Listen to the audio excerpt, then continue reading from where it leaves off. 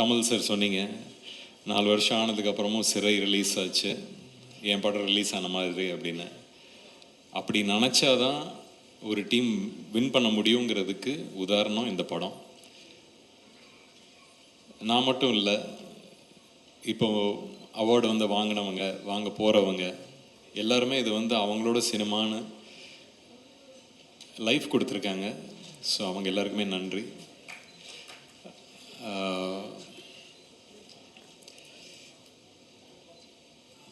டானாக்காரனுக்கு award கிடச்சிச்சு ஸ்டேட்லேருந்து. அது எப்படி நடந்துச்சு என்னன்னு புரியல. ஏன்னா 25th December 2025 25வது படம் எப்படி சிறையாக அமைஞ்சிச்சோ, ஒரு வெல்விஷர் ஃபோன் பண்ணி சொல்ல போது ஓ அப்படியா அப்படின்னு சொல்லி ஏற்றுக்கிட்டு வந்தது. அதுக்கப்புறம் படம் ரிலீஸ் ஆகி நல்லா போயிட்டுருக்கு. ஸ்டேட் அவார்டுன்னு சொல்ல போது சரி, நம்மளுக்கு அன்னைக்கு எவ்வளோ உட்காந்து ஒரு அழுதுருப்போம் ஒரு டீமாக. இது வந்து ஒரு டபுள் சந்தோஷமாக வந்துருச்சுன்னு அன்றைக்கி வேண்டிக்கிட்டேன். அதான் அந்த கஷ்டத்துக்கு நான் வேண்டிக்கிட்டேன். பட் எல்லாமே அமைஞ்சிச்சு. அமைகிறதுக்கு நிறைய பேர் பொறுப்பு. அதில் அஃப்கோர்ஸ் லலித் சாரில் ஆரம்பித்து ஒரு நல்ல ப்ரொடியூசராக, இது என்னோடய 25வது படம். எனக்கு ஆக்சுவலி நியூஸ் கிடைக்க போது நான் அவருக்கு தான் ஃபஸ்ட்டு ஃபோன் பண்ணேன். சார், இது வந்து என்னோடய 25வது படம், கூச்சமாக இருக்குது உங்ககிட்ட சொல்கிறதுக்கு, ஆனால் இதை பற்றி பேசலாமா அப்படின்னு நானே கேட்டேன் அவர்கிட்ட. இல்லை சார், நீங்கள் தாராளமாக பேசுங்க அப்படின்னு. அஃப்கோர்ஸ் அவரோட பையனையும் இன்ட்ரடியூஸ் பண்ணுறாங்க. இது மேலே போயிட போதுங்கிற ஒரு பயம் தான் எனக்கு. பட் அதான் அந்த ஒரு மனசார ஒரு நல்ல விஷயம் செய்யும் போது அது கரெக்டாக போய் சேர்ற மாதிரி தான் இந்த படம் கரெக்டாக போய் செஞ்சிச்சு. அதுக்குள்ளே இருக்கிற விஷயங்கள் கரெக்டாக போய் செஞ்சிச்சு. ஸோ அதுக்கு வெரி கிரேட்ஃபுல். அண்ட் இது இப்போ சொன்னார் அப்பாவோட பேர், தாத்தாவோட பேர். ரஜினி சார் சொன்ன மாதிரி தான் அந்த காது கேட்காத தவளை. அப்படி தான் இந்த பயணத்தை ஓட்டிக்கிட்டு இருக்கேன் நான். ஸ்கூலில் ஞாபகம் இருக்குது, ஸ்கூலில் வந்து ஒதுக்கிடுவாங்க. ஓ இவரோட பையன், இவரோட பேரன் அப்படின்னு சொல்லி ஒதுக்கி நம்மளுக்குன்னு ஒரு அடையாளமே இல்லாமல் போயிடும். அதெல்லாம் கஷ்டமாக இருக்கும்.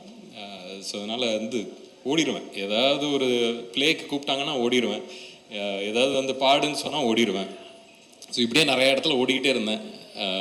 அப்படி ஓடினது தான் காலேஜுக்கு அமெரிக்காவுக்கு ஓடினேன். அங்கே போய் என்னை கண்டுபிடிச்சேன். இது சுற்றி யாரும் அவர் அப்படின்னு சொல்கிறதுக்கு யாரும் இல்லை. கண்டுபிடிச்சி அந்த இடத்துல தான் ஒரு மன அழுத்தம் அப்படின்னு சொல்கிறதுனா அங்கே தான் வந்துச்சு. அது எல்லாத்தையும் கிடச்சதுக்கப்புறம் திருப்பி இங்கே வந்துட்டு சரி சினிமா தான் அப்படின்னு ப்ரூவ் பண்ணி உள்ளர வந்துட்டு சரி ஆனால் டைரெக்ஷன் போகலாம் அப்படிங்கிற ஒரு பயணத்தில் மாற்றி இங்கே இடித்து அங்கே அடைச்சி ஒரு மாதிரி எப்படியே வந்தாச்சு. வந்து ஆக்டிங் தான் பண்ணோம் அப்படின்னு சொல்ல போது அப்பா டேய் இது உள்ளார வர இது எப்படி இருக்கும் தெரியும்ல அப்படின்னு. அப்பா கிட்ட சொல்லாத விஷயம் தான் இன்றைக்கி பேசிகிட்டு இருக்கேன் இது வரைக்கும். அப்போல்லாம் ஓடினேன், ஒளிஞ்சேன் அப்படின்னு. அன்றைக்கி அப்பா கிட்ட சொல்ல. ஆனால் அநேகமாக இன்றைக்கி அவங்களால வர முடியல, கோயம்புத்தூரில் இருக்காங்க. நிச்சயம் அதை பார்ப்பாங்கன்னு நம்புகிறேன். சொன்னேன் ஆமாப்பா, இல்லை எனக்கு தெரியும், என்ன மாதிரி எதிர்பார்ப்பு இருக்குன்னு எனக்கு தெரியும், பார்த்துக்கிறேன் அப்படின்னு. இறங்கினேன். அவங்களுக்கே தெரியாமல் கும்கின்னு ஒரு படம் போய் சைன் பண்ணேன். அதுக்கப்புறம் அவங்களுக்கு போய் சொன்னது தான், என்னடா ரெடியா ஓகேயா அப்படின்னு கேட்டாங்க. தெரியல பார்க்கலாம் அப்படின்னு சொல்லி இறங்கினது. பட் கும்கியில் ஆரம்பித்து இன்றைக்கி சிறை வரைக்கும் வந்திருக்கேன். அந்த காது கேட்காத தவளையாட்டம் தான் இவ்வளோ தூரம் வந்திருக்கேன். திருப்பியும்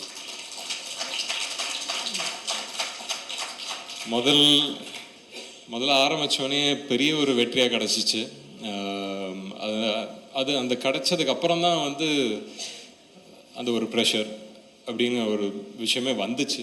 பட் அந்த ப்ரெஷரையும் திருப்பியும் ஒதுக்கி வச்சிடலாம்.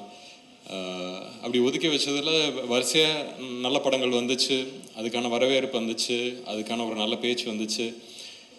நடுவில் எங்கெங்கே மிஸ் ஆனதுக்கும் நிறைய விஷயங்கள் சொன்னாங்க, தெரியாதவங்களாம் வந்து திட்டினாங்க. அப்போ சரி நம்மளுக்கு தான் தெரியும் நம்ம என்ன பயணத்தில் இருக்கோம். இது உள்ளார சினிமாவாக நீங்கள் அது மட்டும்தான் பார்க்குறீங்க. பர்சனலாக எனக்கு நிறைய விஷயங்கள் போயிட்டு இருந்துச்சு. ஸோ அதனால் மேபி நான் இப்போ திரும்பி பார்க்க போதெல்லாம் அப்பப்போ பார்ப்பேன், சரி நிறைய விஷயங்கள் நம்ம லைஃப்பில் சில விஷயங்கள் மைண்டை அப்செட் பண்ணுச்சுன்னா அது வந்து ஏதோ ஒரு இடத்துல தெரியும்னா அது சினிமாவில் தான் எனக்கு தெரிஞ்சிருக்கு. அது வந்து நான் திருப்பியும் பிடிச்சி இழுத்து உட்கார வச்சு சரி இது என்ன பண்ணுறோம் கரெக்டாக பண்ணு அப்படின்னு சொல்லிட்டு இன்னும் திருப்பி தேத்திக்கிட்டு வர்றதுக்கே கொஞ்சம் டைம் ஆகிடுச்சு. பட் அதுக்கப்புறமும் சினிமாக்குன்னு ஒரு விஷயம், ஒரு டைம், ஒரு லக்கு, இவ்வளோ விஷயங்கள் இருக்குது. அதுக்குள்ளே இருக்கிற பாலிடிக்ஸ் இருக்குது. வளர போதே தட்டி விடுறவங்க இருக்காங்க. யாரோட ஒர்க் பண்ணணும், யாரோட ஒர்க் பண்ணக்கூடாதுன்னு நிறைய விஷயங்கள் இருக்குது. அதெல்லாம் கற்றுக்கிட்டு தான் வந்திருக்கேன். ஸோ இந்த 25 படத்துக்கு அப்புறம் என்ன அப்படின்னு கேட்டிங்கன்னா இப்போ தான் முதல்ல ஆரம்பிக்கிற மாதிரி இருக்குது எனக்கு. இதுக்கப்புறம் பண்ண போகிற விஷயங்கள் எல்லாமே வந்து எனக்கு முதல் படத்துலேயே தெரிஞ்சதுன்னா இன்னும் பெட்டராக இருந்திருக்குமேன்னு ஒரு எண்ணமும் இருக்குது. பட் அப்பா சொன்ன மாதிரி தான், டேய் நான்லாம் வந்து ஒன்று ஹெல்ப்லாம் பண்ண மாட்டேன், நீனே கற்றுக்கிட்டு வரணும் அப்படின்னு. இப்போ கற்றுக்கிட்டு வந்திருக்கேன். இதுக்கு மேலே என்ன நடக்குது எது நடக்குதுன்னு நம்ம பார்க்கணும். பட் அதுக்கான ஒரு தைரியம் அன்றைக்கி எப்படியோ ஒரு கும்கி யானையை பிடிச்சிக்கிட்டு வா அப்படின்னு போன மாதிரி அந்த மாதிரி தான் இன்றைக்கி இண்டஸ்ட்ரியும் பிடிச்சிட்டு போயிட்டுருக்கேன். ஸோ அப்படி இந்த பயணத்தில் மீட் பண்ண இந்த சிறை டீம், டானாக்காரன் தமிழ் சார் ரொம்ப கொடுத்து வச்சுருக்கேன். Lalit sir, thank you sir for taking a movie like this.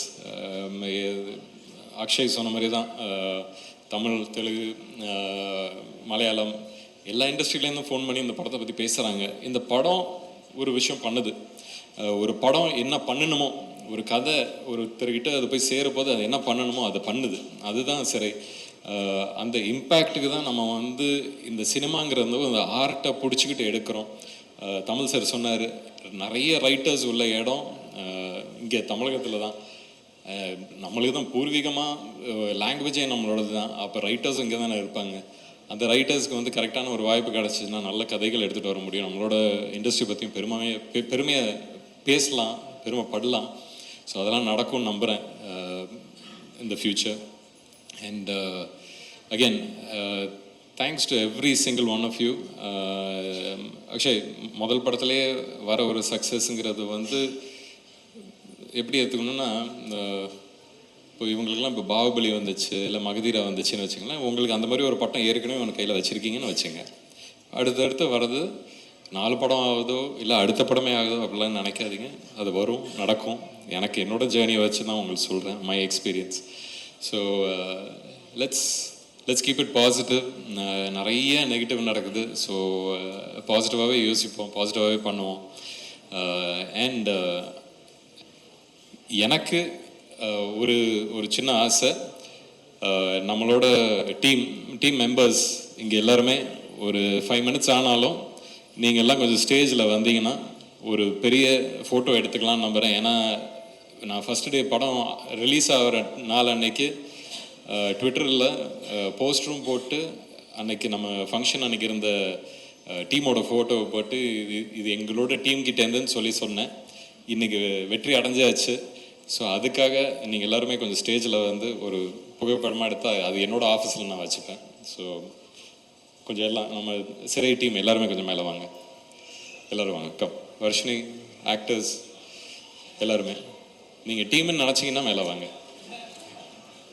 நான் சொல்லணும் தேவையில்லை, வாங்க. Lalit sir,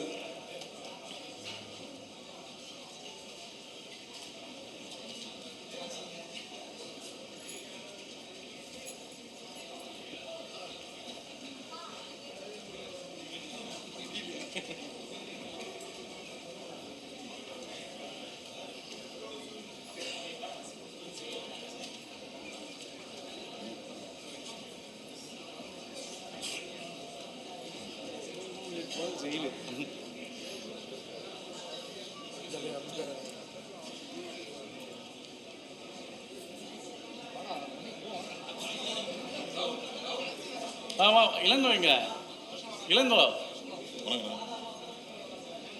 mic mic